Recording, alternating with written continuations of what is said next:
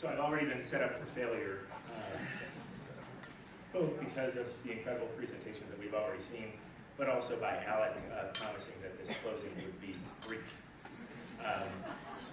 What I'd like to do is perhaps give you all a little bit of background on myself, how I came to aim high, and hope that that informs not just my very strong, informs you of my very strong conviction about how important aim high is in making changes to educational outcomes for disadvantaged youth, but also how important I think it is for everyone in this room to own the responsibility for perpetuating that change. I was a professional investor for 23 years. I left that career about a year and a half ago. I committed myself at that point in time to trying to make change to public education outcomes. And being an investor, I took the same approach to investing my own personal time and money as I had done when I was a professional money manager. It was all about research.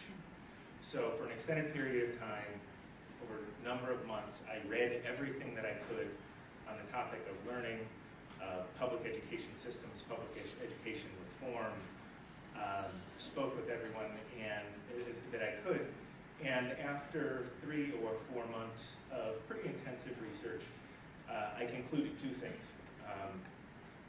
One is that learning public education reform is incredibly complex. And the second thing that I learned is that I am not as smart or as capable as I thought I was to make these changes at the outset of the research project. But one very important piece of research that I read really set me on the direction towards committing time, effort, money to aim high. It was a research report published in the summer of 2001 titled Schools, Achievement, and Inequality, a Seasonal Perspective.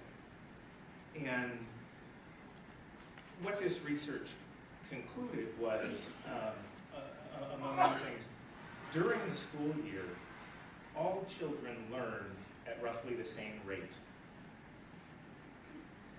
To the extent that there is a well-documented educational academic achievement gap between low socioeconomic status children and middle and upper income children, it must then be attributable to something other than what is going on in schools.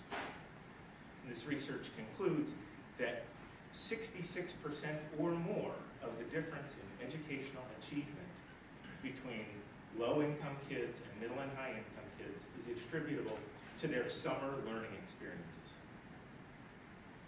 More than anything else, summer learning or lack of summer learning opportunities explains that difference. So, thinking, this is something that I can tackle.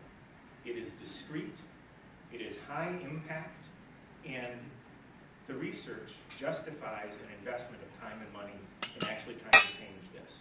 This research also says for this intervention to be particularly effective, you want it to start at a very early age, and you want it to persist over a child's educational lifetime. So I said, fine, I will find that organization that provides summer learning opportunities to young kids and provides it to them over their educational lifetime. Well, that organization does not exist. Or that organization is called parents with time and money, which by definition, children of lower socioeconomic status do not have. So then you're confronted with the question of, well, if you can't find the perfect thing that will take someone from age 3 to age 18, where do you focus your efforts? What will have the most impact on kids' outcomes? Turns out that there's some research on this. I came across a very important research study, The Forgotten Middle, which says that middle school years are critical for educational outcomes for kids. It's the last best time that we have to take kids that are on the cusp of success or failure and get them directed on an upward trajectory. It says that more than anything else, academic success in middle school predicts academic success in high school graduation, and college matriculation. So if there's one thing that you want to do, it is provide summer learning opportunities to kids in their middle school years. This is how I come to aim high. And I don't think that Alec knew this 25 years ago when he said, we gotta have this program.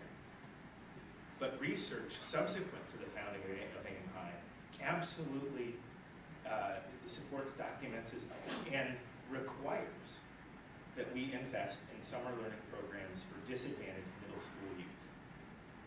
That's what AIM High does.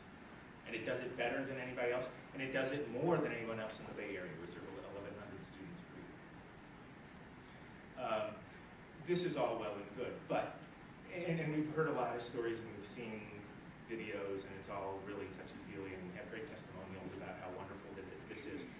Again, thinking kind of from an investor perspective, what is this worth?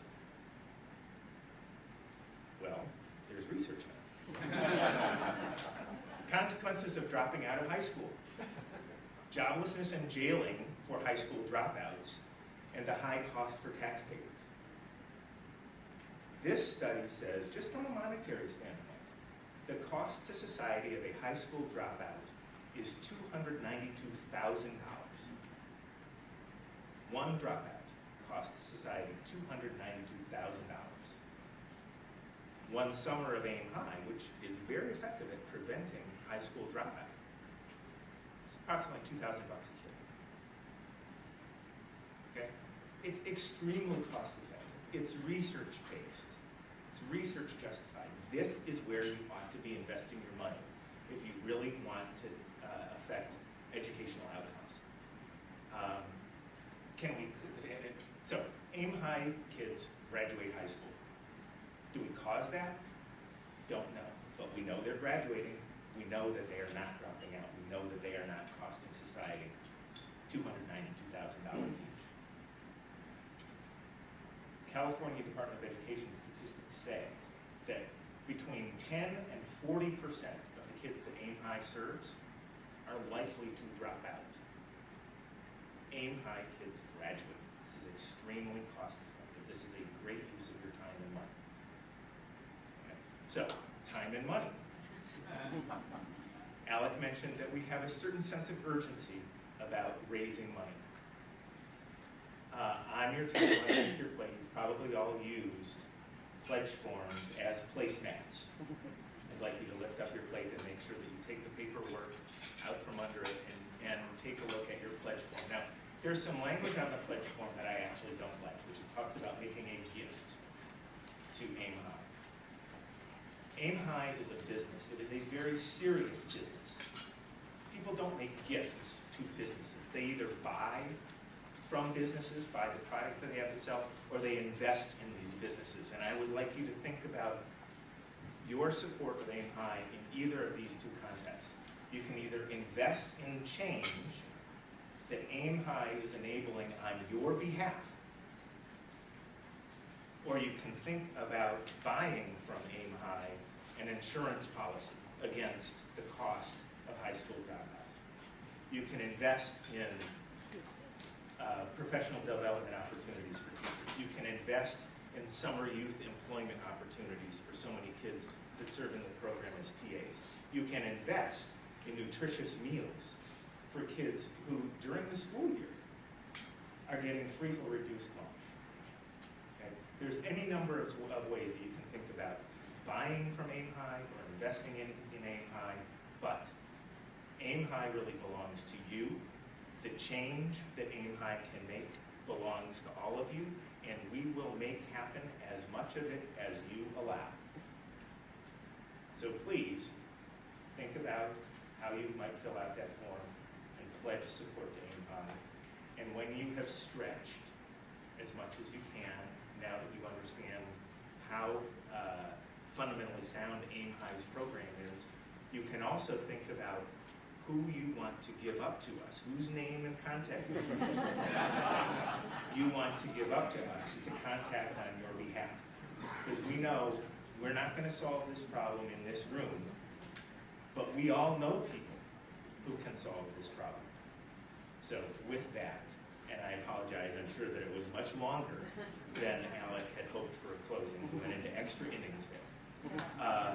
I would like to say goodbye. I would also like to say once again, on behalf of everyone here, on behalf of Aim High, thank you so much to Doug and to Lauren for your support of the organization, but also for enabling this meeting of all of the current and future supporters of Aim High. We're all going to make a fantastic difference in these kids' lives. And with that, there are pens on the table. There are pens in the hallway. I wish you all a good afternoon.